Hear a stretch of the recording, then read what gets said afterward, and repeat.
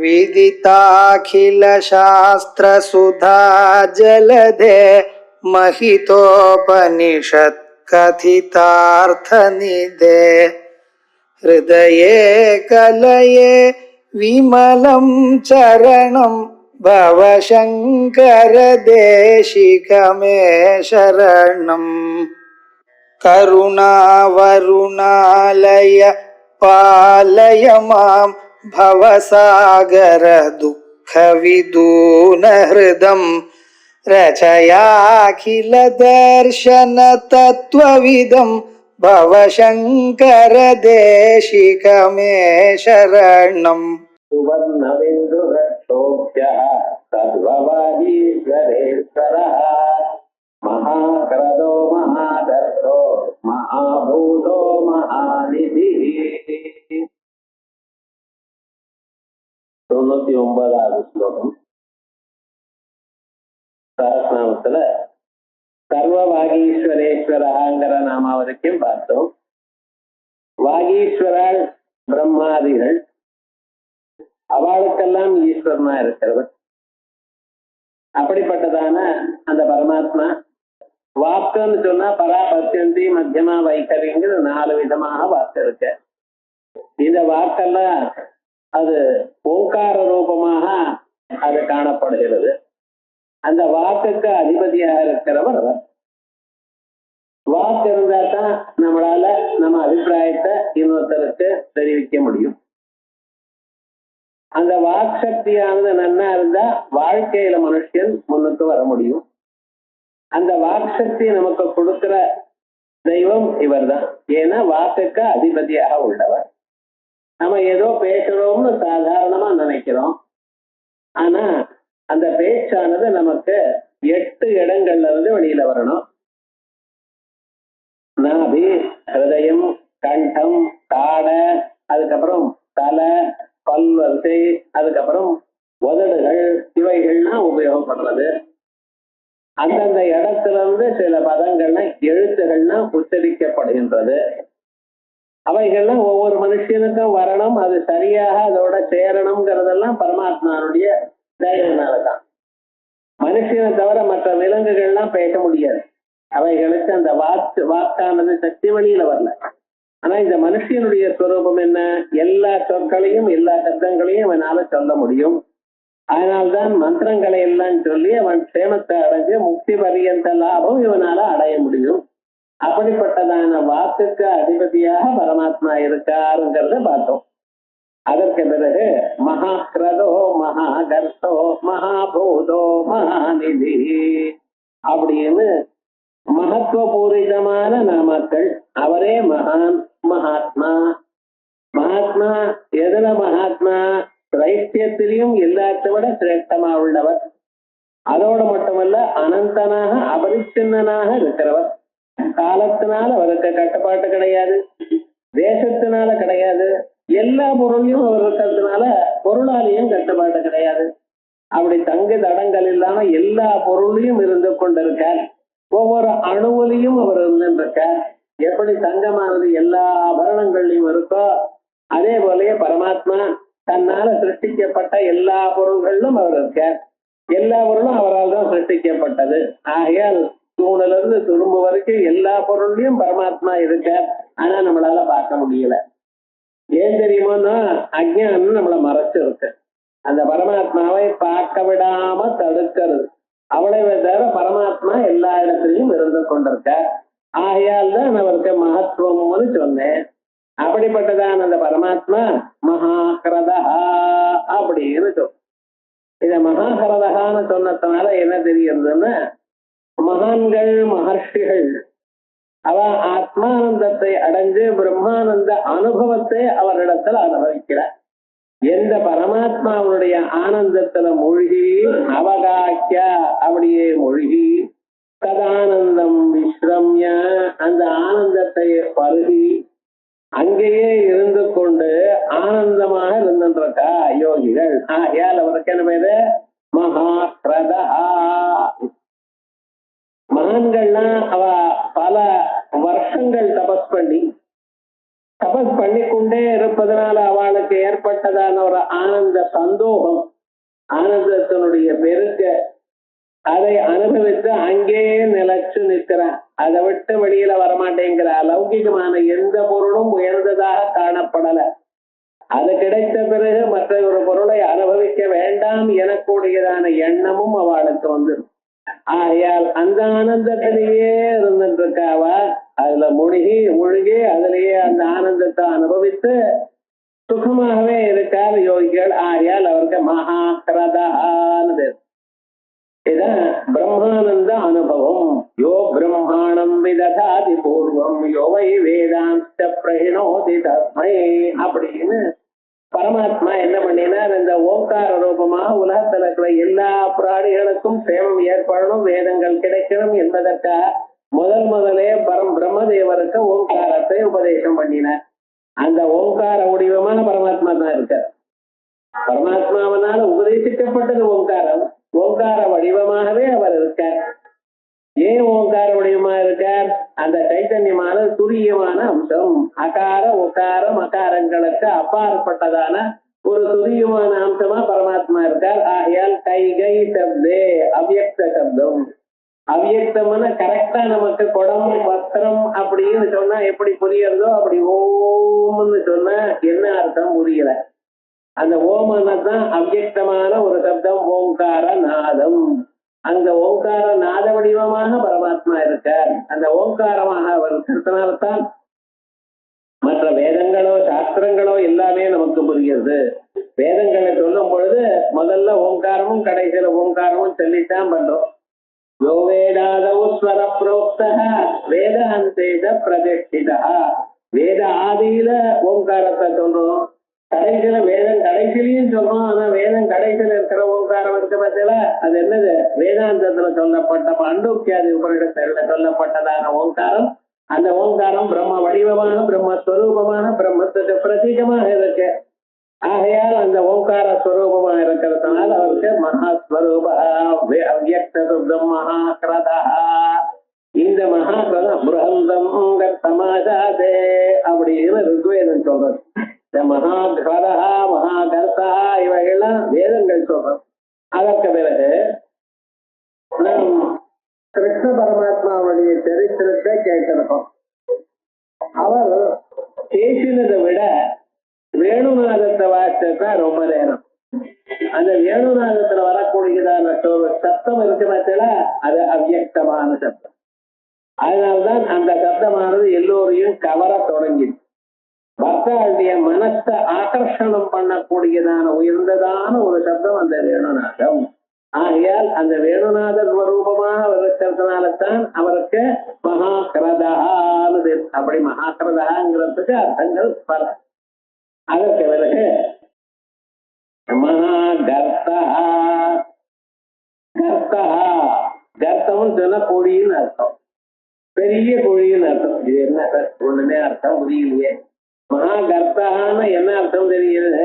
கர்த்தவதத்திய மாயா மகதி. இவர் இடத்துல ஒரு மாயை இருக்கு. தெய்வீ கேட்டா குணமயி மம மாயா துரத்திய மாமேவ ஏப்ரபத்தியந்தே மாயா மேதாம் சரந்திதே அப்படிங்கிற பகவான். என்னிடத்துல ஒரு மாயை இருக்கு. மாயாங்கிறது சக்தி. அந்த சக்தி தான் உலகத்தை படைக்கிறது. உலகத்துல இருக்கிற மனுஷாளுக்கெல்லாம் ஒண்ணு இன்னொன்னா காட்டுறது. அந்த மாயானது என்ன பண்றது? பிரம்மத்தை மறைக்கிறது, ஒரு பொருளை மற்ற பொருளாக காட்டுறது. ஆகையால் தான் ஜனங்கள் மோகிச்சு விட்டா லோகத்துல.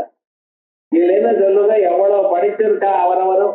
சாதாரணமா படிச்சதுல நல்லா சிரமப்பட்டு 20 வருஷம் வரைக்கும் படிச்சிருக்கா, பெரிய உத்தியோகத்துல இருக்கா, எல்லாம் பண்ணிட்டு இருக்கா. ஆனா அந்த காசுல ஆசை மட்டும் போக மாட்டேன். எத்தியாம் மஜ்ஜந்தி மகோ மனுஷா. அவனுக்கு தெரியுது அப்பா இந்த காசால நம்மள அப்படியே மோகிக்கும்படி பண்றது, நம்மளை கீழே தள்ளுறதுன்னு தெரியுது. இருந்தாலும் அந்த காசுல ஆசையாவது போகல. சாதாரணமாக ஏதோ இங்கிலீஷ் படிச்சாலே அவனுக்கு இல்ல, வேதாத்தியனம் பண்ணினவாளுக்கு கூட அந்த காசுல ஆசை போக மாட்டேங்குது. அவ என்ன நினைக்கிறா, இன்னும் மேலும் மேலும் காசு இருந்தா தான் மனுஷனுடைய வாழ்க்கை சௌக்கியமா இருக்குங்கிற ஒரு எண்ணம் இருக்கு. இதெல்லாம் யாருடைய செயல்? மாயையினுடைய செயல். அது பகவானுடைய மாயை இருக்க. அந்த மாயை ஆகையால் தான் என்ன பண்ணணும், அந்த மாயையை ஜெயிக்கிறதுக்கு வழி பார்க்கணும். அந்த மாயானது எப்படி இருக்குன்னு மமயோ நிர்மா பிரம்ம தஸ்மின் கர்ப்பம் ததாம்யஹம் மமயோனிஹே மஹது. இப்படிங்கிறத மிக சிறந்தது அந்த மாய, உயர்ந்தது அந்த மாய. அந்த மாயையானது எல்லாரையும் கீழே தள்ளக்கூடியதான வல்லமை உள்ளது. ஆகையால் அந்த மாயையானது சாதாரணமாக தாண்ட முடியாது. அதை தாண்டணும்னு என்னத்தான் பண்ணணும் அப்படின்னு கேட்டேன்னா அதுக்கு ஒரே ஒரு வழிதான். மாயை தாண்டதுக்கு என் கால கருணாகதி பண்ணணும். மாமேவ ஏற்றபத்தியந்தே மாயாமே தான் தரந்தே. எப்படிப்பட்டவனா இருந்த போதிலும் அந்த மாயையானது கீழே தள்ளுறது. அப்படிப்பட்டதான மாயையை புரிந்து கொள்ளணுமே ஆனால், மாயை கடக்கணுமே ஆனால் என்ன சரணாகதி பண்ணுங்கன்னு. ஆகையால் அப்படிப்பட்டதான மாயை இருக்கே தாண்ட முடியாதான மாய. தர்த்தவதர்த்திய மாயா மகதி. தர்த்தம் பெரிய பாழும்பொடி மாதிரி. அந்த மாயானது மிக சிறந்ததாக பெருசா இருக்கு. அதை தாண்டுவது கஷ்டம். துரத்யா இது மகாதர்த்தா மம மாயா துரத்யா இது பகவத் வச்சனா. பகவானே சொல்லியிருக்கார். இல்ல இது ஒரு அர்த்தம் சொன்னோம். தர்த்தம்னு சொன்னா தஹராகாசஸ்வரூபம்னு அர்த்தம். மகாக்கிரதோ மாயா.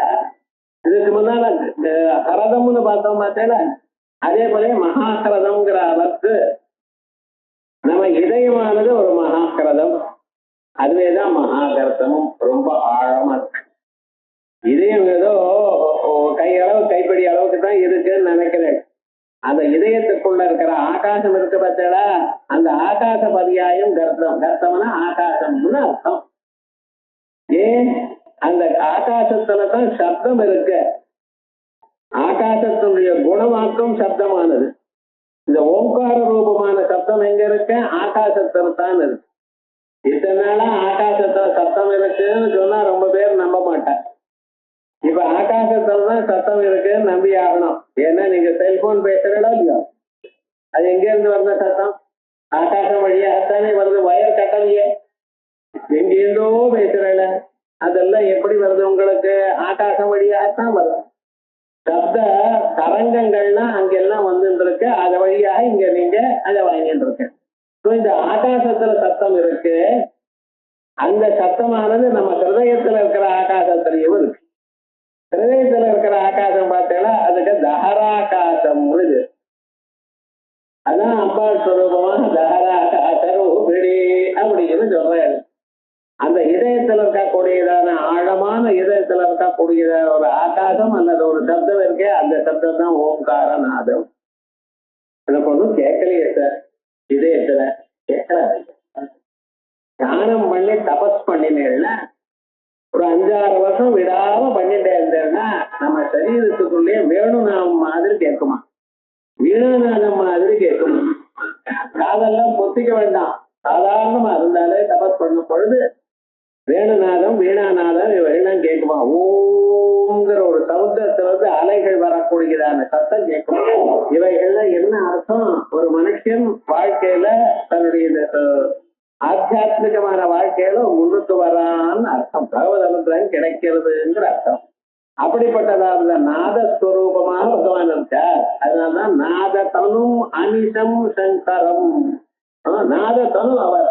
அந்த ஸ்வரூபம் நமக்குள்ள நாதரூபமாக இருக்குங்கிறதுக்காலே ஆகாசஸ்வரூபமான கைகை சப்தங்கிற தாத்துல இருந்து கர்த்தா அப்படிங்கிற நாமம் வந்தது. அதனால தஹராகாச ஸ்வரூபமாக பகவான் இருக்கார். 2வது அர்த்தம் கர்த்தாங்கிறது பார்த்தோம்.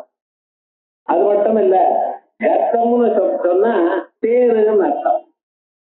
நிகழ்வுல வேதத்துல வரக்கூடியதான கர்த்த சப்தத்துக்கு, சாதாரணமான லோகத்துல கர்த்த சப்தத்துக்கு குழின்னு அர்த்தம். வேதத்துல கர்த்த சப்தத்துக்கு இது தேருன்னு அர்த்தம். மகாக்கிரதா உயர்ந்ததான ஒரு தேரை உடையவர்.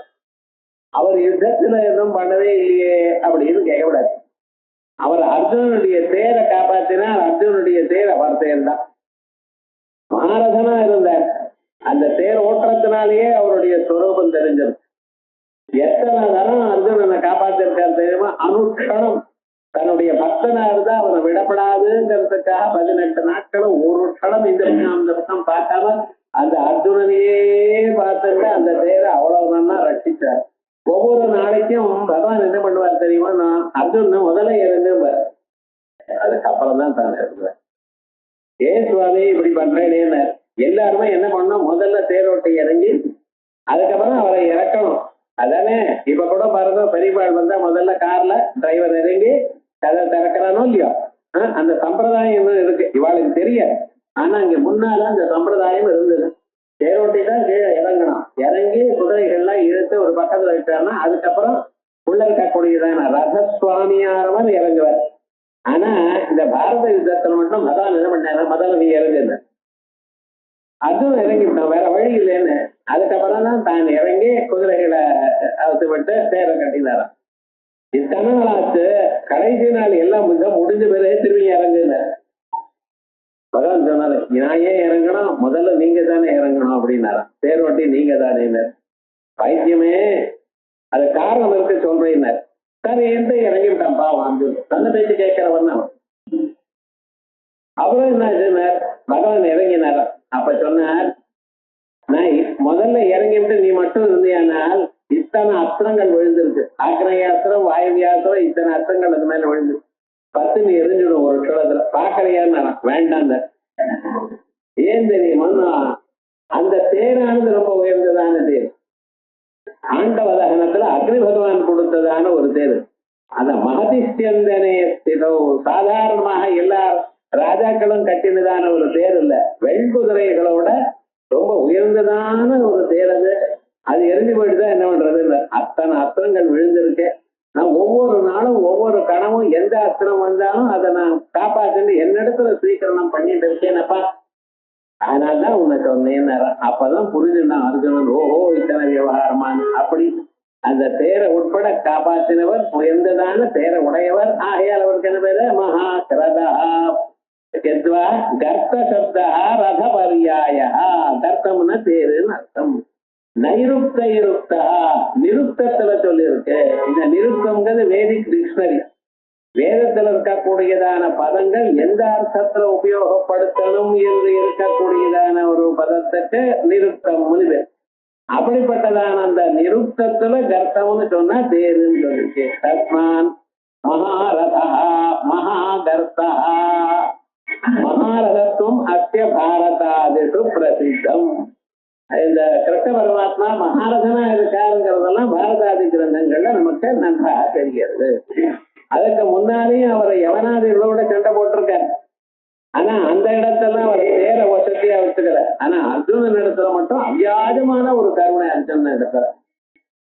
எத்தனையும் 18 அத்தியாயம் பகவத்கீதையை சொல்லிவிட்டு சர்வகர்மான் பரிச்சேச்ச மாமேகம் சரணம் பஜ அகம் துவா மோட்சயிஷ்யாமி மாசுச்சா அப்படின்னு சொன்ன பிறகும் நான் இது வரைக்கும் சொன்ன எதேச்சதி ததா குருங்கிற, சொல்ல வேண்டியதெல்லாம் சொல்லிட்டேனப்பா, உன் இஷ்டம், இதான் பண்ணினா பண்ண, இல்ல நான் போயிடுறேன்னாலும் போயிடு, நான் ஒன்னும் சொல்ல மாட்டேன் அப்படின்னு. என்ன யாருடைய மனசுலையும் இருந்து யாரையும் தூண்ட மாட்டார், நீ இது பண்ணு அப்படின்னு தன்னுடைய அபிப்பிராயத்தை தன் இன்னொருத்தர் தலையில தேய்க்க மாட்டார். அது பிரதான.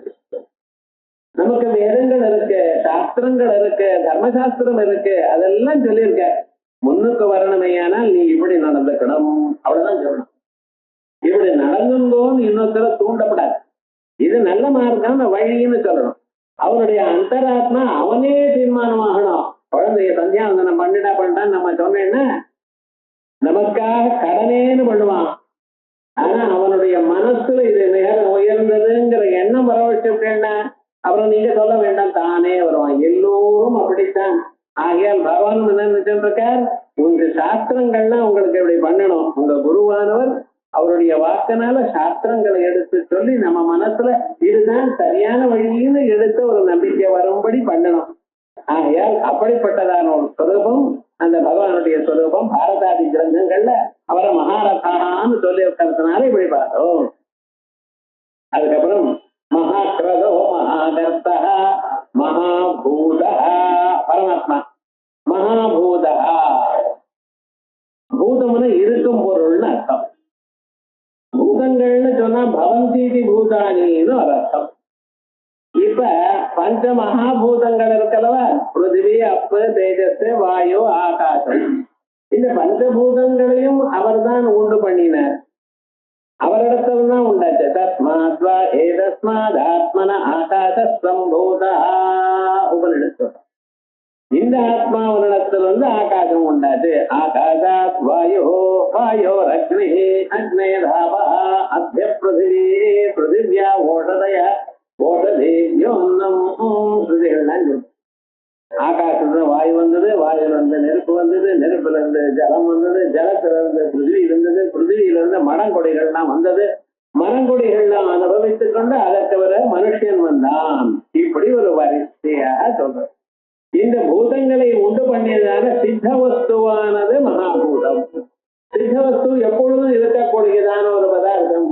அவர் இன்னொரு இடத்துல இருந்து உண்டாகல, மகாபூதங்களை உண்டு பண்ணினார். ஆனா அந்த பூதங்களை உண்டு பண்ணின அந்த ஸ்வரூபம் அவரும் சித்த வஸ்து தான், எப்பொழுதும் இருக்கு. அதுக்கும் பூதம் அஸ்ய மகதோ பூதஸ்ய நிப்ரதிதமேதஸ்ய திருத்வேதோ யஜுர்வேத சாமவேதோ அதர்வாங்கிரா அப்படின்னு வேதங்கள் சொல்லும். எப்பொழுதும் இருக்கக்கூடியதான இந்த பரமாத்மாவுடைய மூச்சு காற்று வழியாகத்தான் எல்லா வேதங்களும் உண்டாச்சான். அர்த்த திருஷ்டி, சப்த திருஷ்டி ரெண்டையும் அவர் தான் படைத்தார். சொற்களையும் அவர் தான் தயார் பண்ணினார். அந்த சொற்களுக்கு பொருளா இருக்கக்கூடியதான உலகத்துல இருக்கிற பொருளையும் அவர் தான் தயார் பண்ணினார்.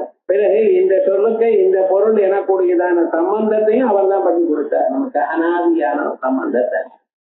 அப்படிப்பட்டதான சித்த வஸ்து இருக்கிற மகாபூதரா இருக்கிறதுனால அவருக்கு மகாபூதா. இப்ப இன்னொன்னு, அவருக்கு முக்காலமும் அவரை கட்டுப்படுத்தல.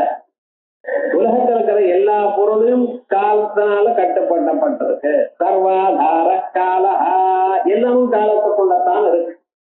காலத்துக்குள்ள இருக்கு அப்படின்னா என்ன அர்த்தம்? ஒரு காலத்துல பிறந்தது, ஒரு காலத்துல இருந்தது, ஒரு காலத்துல இல்லாம போச்சு. இதான் காலத்துக்கு கட்டுப்பட்டிருக்கு. இன்னார் இந்த தேதியில பிறந்தார், இந்த தேதி வரைக்கும் வாழ்ந்தார், இந்த தேதியில போயிட்டார் அப்படின்னு அவருக்கு ஒரு காலத்தினுடைய வரம்பு இருக்கு.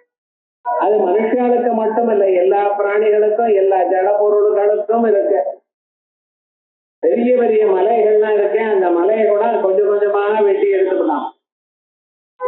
அதே போலயே நதிகள்லாம் இருந்தது. சரஸ்வதிங்கிற ஒரு நதி ஒரு காலத்துல விசேஷமா இருந்ததாம், வேதங்கள்லாம் சொல்றது. அந்த சரஸ்வதியிலிருந்து நதி இருந்த இடம் காணம். இப்ப அப்படி இருக்கு. சரஸ்வதி நதி தீரத்துல ரொம்ப உயர்ந்ததான ஒரு நாகரிகம், ரொம்ப வித்வான்கள்லாம் இருந்ததான இடம் இருக்கு. அது கொஞ்சம் கொஞ்சமா பூமிக்குள்ள போயிட்டு அந்தர்வாகினியா ஆயிடுது. காட்டில போய் பார்த்தேன்னா அலகாபாத்ல கங்கா யமுனா ரெண்டு தெரியும், சரஸ்வதி கீழே வர்றதுன்னு சொல்றாங்க.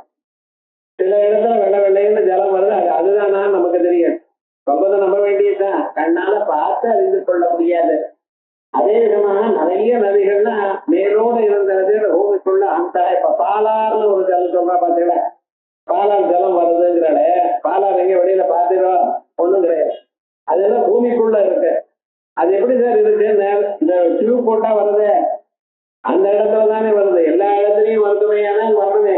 ஆனா அந்த இடத்துல அந்த பிரவாகம் இருக்கக்கூடியதான இடத்துல தான் ஜலமானது போட்டது.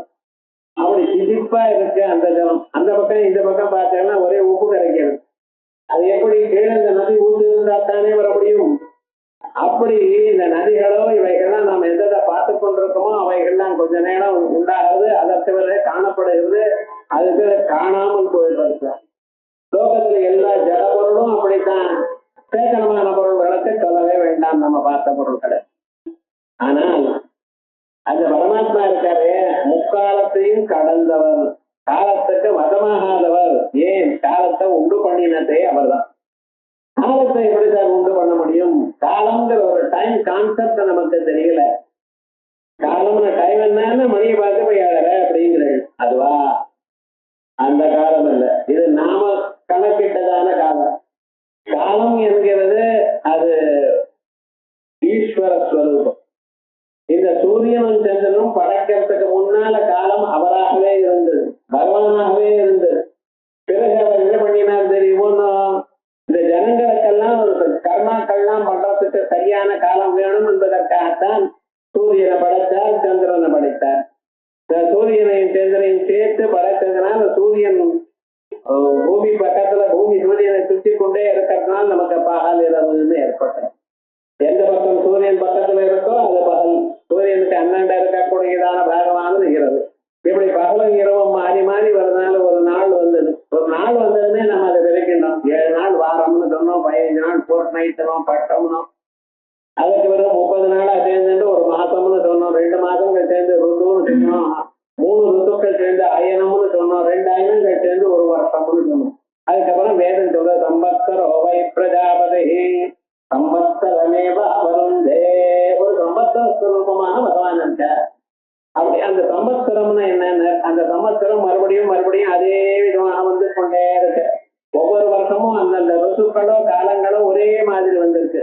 ஏப்ரல் மே வரப்போறதுன்னு சொன்னா அதுக்கப்புறம் எங்க பார்த்தாலும் ஒரே மாங்காய் மாம்பழம் மல்லிகைப்புஷ்பங்களும் இருக்க போகுது. இப்ப தை மாசம் பிறக்கிறதுன்னு சொன்னா எங்க பார்த்தாலும் கல்யாணம் தான், எங்க பார்த்தாலும் கல்யாண சத்திரம் எதுவும் காலியா இருக்காது. விவகாரம் முழுக்க இதான் உத்தராயணம் ஆரம்பிச்சது, நல்ல காரியங்கள் ஆரம்பிக்கணும், நியாயங்க யஜ்ஞாதிகள்னா இப்ப ஆரம்பிக்கணும். இது வருஷா வருஷம் தான் வந்துட்டே இருக்க. காரணம் என்ன, ஒரு ரவுண்டா வரதுனால அதோட போறோம் அப்படின்னு சொல்லணும். கரான்னு ஒரு வருஷம், இந்த வருஷத்துக்கு கரம்னு பேரு. அடுத்ததாக இருக்கிறது நந்தனா அப்படின்னு ஒரு வருஷம். வருஷத்தினுடைய பெயர் மாறுறதே தவிர 60 வருஷம் 60 மறுபடியும் இன்னொரு கரா வரும். அப்ப நாம இருப்போமாங்கிறது அது டவுட் இருக்கு. ஆனா விவகாரம் என்னன்னா கரா நந்தனா இப்படிதான் வரப்போறது வருஷங்கள் எல்லாம். ஆனா இந்த வருஷங்களுடைய பெயர்களும் நாம் விட்டது, நமக்கு உபயோக விவகாரத்துக்காக நம்ம பண்ணிட்டு இருக்கோம். ரூபா நோட்டு நம்ம தானே கண்டுபிடிச்சு நம்ம தானே அழிச்சுட்டு இருக்கோம், தனியா வேற ஒண்ணும் இல்லையே. அதுக்கு முன்னால பசுக்களை தானே தனமா வச்சுட்டு இருந்தா, பூமியை தானே தனமா வச்சுட்டு இருந்தா. நிறைய ஐநூறு இருந்ததுன்னா அவர் இந்த பூமியை வாங்கிட்டு வர்றார். அவர் தான் ஜமீன்தார்னு ஆயிட்டார். இப்ப ஜமீன்தார் கிடையாது, என்னன்னா காசுதார் தான். காசு வச்சுட்டாதான் அவன் வசதிங்கிற ஒரு எண்ணம் இன்னைக்கு வந்துருது. அதே போலயே இவர்களுக்கெல்லாம் அப்பாற்பட்டதா ஒரு ஸ்வரூபம் இருக்க. முக்காலத்திலையும் அவர் இருந்து கொண்ட காலங்களையே நமக்கு வழித்து பண்ணி பிரித்து வறுத்து பிடித்து கொடுத்தாரோ இல்லையா. ஆகையால் தான் அவருடைய ஸ்வரூபம் என்ன, காலத்துக்கு அப்பாற்பட்டவர், காலத்தை கடந்தவர். நம்மகிட்டதான் காலம் எல்லா வேலையும் பண்ணும், நம்ம தான் குட் டைம் பேட் டைம் இப்படின்னு சொல்லிட்டு இருக்கோம். எல்லா டைமும் அவர் தான் உண்டு பண்ணினார். ஆகையால் காலத்தினால கட்டுப்படாதனால அவருக்கு மிக சிறந்ததான ஒரு பேரு மகான் பூதா. மகாநிதி பகவான். அடுத்ததாக மகாநிதி, எல்லா பூதங்களும் இங்கதான் வைக்கப்பட்டது. நிதின்னு என்ன, புதையல்னு அர்த்தம். பழைய நாள்ல என்ன பண்ணுவா, காசு சேர்ந்தா அத காப்பாத்தி வச்சுப்பா. இப்பதான் நமக்கு காசே சேர்றதில்லை. கொஞ்சமா சம்பாதிக்கிற காலத்துல ஏதோ கொஞ்சம் மிஞ்சி இருந்தது. அடுத்த ஒரு ஜெனரேஷன் முன்னால அவள்லாம் உத்தியோகத்துல சேர்ற காலத்துல 200 ரூபாய் சம்பளம் வந்தா ரொம்ப பெருசு, மாதம் முழுக்க வேலை செஞ்சாலும். ஆனா அந்த 200 ரூபாயில 20 ரூபாய் மிச்சம் பண்ணுவாங்க. அது என்ன மறைச்சாலோ என்ன சாப்பிட்டாலோ தெரியல, அது அப்படியே பண்ணிட்டு இருப்பாரு. அதற்கும் முன்னால காசு கிடைக்கிறதே கஷ்டம். கிராமாந்தரத்துல அவ வந்து பயிர் செலவு பண்ணுவா, பயிர் செலவுல அறுவடை பண்ணின பேர் நிறைய தானியம் வரும். இந்த தானியம் வந்ததுல கிராமத்துல இல்லாத வாழ்க்கெல்லாம் கொடுப்பா. இந்த வண்ணான் இருப்பார், பொய்யவன் இருப்பார், இவாளுக்கெல்லாம் என்ன பண்றதுன்னு ஒவ்வொரு மூட்டை அவளுக்கு ஒன்னும் இல்லையோ நான் அவளுக்கு கொடுப்பார். அதனால அவள் கிராமம் முழுக்க சந்தோஷமா இருந்தது. எல்லோருக்கும் இருக்கிறத வைத்துக் கொண்டு சாப்பிடணும்னு இருந்தது. அதுக்கும் மேல இருந்ததுன்னு வச்சுங்களேன், வீட்டுல அதை காப்பாற்றுறது கஷ்டம் அப்படின்னு ஒரு தருணம் வந்த சமயத்தில் அவ அதை விட்டுவிட்டு அதை தங்க காயனா மாத்தி அதை ஒரு இடத்துல பத்திரமா வச்சிருப்பா. அங்கெல்லாம் பேங்க் ஃபண்டு இதெல்லாம் ஒன்றும் கிடையாது. என்ன பண்றதுன்னு ஒரு பெரிய குடத்தை பண்ணி அந்த குடத்துக்குள்ள இந்த தங்க காயனை வச்சு அப்படி பூமியிலேயே புதைச்சு விடுவா. அவ வீட்டுக்குள்ள பூமியில புதைச்சா என்ன, எதற்காக, என்னைக்காவது ஒரு நாள் குழந்தைகளை அதை எடுத்துக்க மாட்டாளா, அது இது வேணும் அது வேணும், தங்கம் விலை ஜாஸ்தி அவசர அப்படிங்கிற எண்ணமே அவளுக்கு கிடையாது. இருக்கிற வரைக்கும் இருக்கிறதோடு சௌக்கியமா இருக்கணும், அதுக்கு மேல அதிகமா பகவான் கொடுத்திருந்தா அதை பத்திரமா காப்பாற்றணும் அப்படிங்கிற ஒரு எண்ணம். அப்படி அந்த வைப்பு நிதி இருக்கு பார்த்தீங்களா, அந்த நிதி போல நிறைய மகாநிதியா பரமாத்மா தான் இருக்கார். இந்த நிதி வைத்து கொண்டா என்ன அர்த்தம், நமக்கு ஒரு காலத்துல நாமளும் நம்ம குழந்தைகளும் சௌக்கியமா இருக்கோங்கிறோமே, அதே வித எண்ணம் தான் பகவானை தியானம் பண்ணினாலும் நீங்க நிஜமாக நம்ம குழந்தைகளுக்கு கொடுக்க வேண்டியதான, கொடுக்க முடிஞ்சதான, மிக உயர்ந்ததான நிதி என்ன? நீங்க பண்ணக்கூடியதான ஜபம். நீங்க பண்ணக்கூடிய 4 காயத்ரி மந்திரம் ஜபம் பண்றேன்னு பார்த்தீங்களா, அதுதான் வம்சத்தை காப்பாற்றும். நம்மள மட்டும் இல்ல, நம்ம குழந்தைகளையும் அவா தலைமுறையும் எல்லாரும் வெறும் பெண்ணு தான் இருக்கான்னு, பெண்ணுக்கும் பெண்ணு குழந்தைகளும் அவளும் சௌக்கியமா இருப்பா இந்த ஜபத்தினால. ஜப்பேன இவது சம்சித்தி குறியாதன்யான் நவா குறியாத் மைத்ரோ பிராமண உச்சதே அப்படிங்கிற சாஸ்திரம். மற்ற காரியங்கள் நீங்க பண்றீங்களா இல்லையா, ஹோமம் பண்றீங்களா, அது பண்றீங்களாங்கிறத நான் சொல்லல, ஜபம் பண்ணினாலே போறோம் அப்படிங்கிறது. பகவான் நாமாவை சொல்லணும். புண்ணிய சிரவண கீர்த்தனா, அந்த பகவான் நாம சொல்லிக்கொண்டே இருந்தமான உயர்ந்ததான ஒரு க்ஷேமம், ஒரு புண்ணியம் உங்களுக்கு மட்டும் இல்ல, சாஸ்வத தர்ம கோப்தா, சாஸ்வதமான ஒரு தர்மம் கிடைக்கும். இது சாதாரணமாக ஜனங்களுக்கு புரியுறது இல்ல. ஊர்ல இருக்கிற உருவம் எல்லாம் மணிக்கணக்கா பேசலாமே தவிர அந்த பகவான் நாமே கொஞ்ச நேரம் சொல்லுவோம்னு தோன்றது இல்லை பார்த்தீங்களா. அப்படி இல்லாமல் நமக்கு புண்ணியமாக சேர்த்து வச்சதான, நம்ம எல்லாத்தையும் சௌக்கியமாக சேர்த்து வச்சதான பரமாத்மா மகாநிதி. எல்லா வைப்பும் அவரிடத்துல தான் இருக்கு. இந்த பூமண்டலம் முழுன சகல பிரபஞ்சமும் அவரிடத்துல தான் இருக்கு. இது எப்படி உங்களுக்கு தெரியும்னு கேட்கிறேடா. அர்ஜுனன் பார்த்து சொன்னார். அவர் 11ஆவது அத்தியாயத்துல விஸ்வரூபத்தை பார்த்தாராம். விஸ்வரூபத்துல என்னன்னா, அத்தான பதார்த்தங்களும் சராசரமான பதார்த்தங்கள் எல்லாம் பகவானிடத்துல இருக்க கண்ணோட பார்த்தார். பார்த்து விசாரமாக சொல்றார். அவர் பார்த்ததை சஞ்சயர் பார்த்து திருதராஷ்டிரனுக்கு வேற சொன்னார். அப்ப என்ன, 2 பேர் பார்த்தது தப்பா போயிடுமா? ஒருத்தர் பார்த்தா ஒரு பிராந்தி சார், தலைவலி சார் சொல்றான். அப்படி இல்ல, 2 பேர் பார்த்தா. இன்னொரு இடத்துல தூரம் இருந்து அவர் பார்த்தார். பார்த்து அந்த சொரூபத்தை அது திருதராஷ்டிரனுக்கு சொன்னார். வியாச பிரசாதிதமான வியாசர்னால சொல்லப்பட்டதான பதார்த்தத்தை பார்த்து நினைத்து அந்த சொரூபத்தை அனுபவித்ததான மகாத்மா. ஆகையால் சகல பதார்த்தங்களும் அவர் இடத்துல இருக்கு. புருஷ சூக்தம்னு ஒரு சூக்தம், அப்படின்னு ஆரம்பிச்சு அந்த புருஷ சூக்தத்திலையும் பகவான் உலக ரூபமா இருக்கார், விராட் ஸ்வரூபமா இருக்கார் அப்படின்னு சொல்றது. ஆகையால் எல்லாமும் எங்க இருக்கு? சர்வ கல்பனா அதிஷ்டானமாக பரமாத்மா இருக்கார். எந்தெந்த பொருளை தாங்கள் பார்க்கிறீர்களோ அந்தந்த பொருள்லாம் பரமாத்மா அவனிடத்துல இருக்கு. ஆகையால் பரமாத்மாவுக்கு என்ன பேரு? மகாநிதி. குபேரனிடத்துல 8 நிதிகள் இருக்கான், தங்கங்கள்லாம் இருக்கான். அது என்னன்னு, ஒரு பெரிய குடம், அந்த குடத்துல இருந்து கையை போட்டு எடுத்தோமையானால் கை எடுத்ததுமே மறுபடியும் அது ஃபுல் ஆயிடும். எடுக்க ஃபுல்லாகிட்டே இருக்கு. நம்ம எடுத்தோம்னு வச்சுக்கலாம், அந்த இடம் ஓட்டையா தான் இருக்கும்.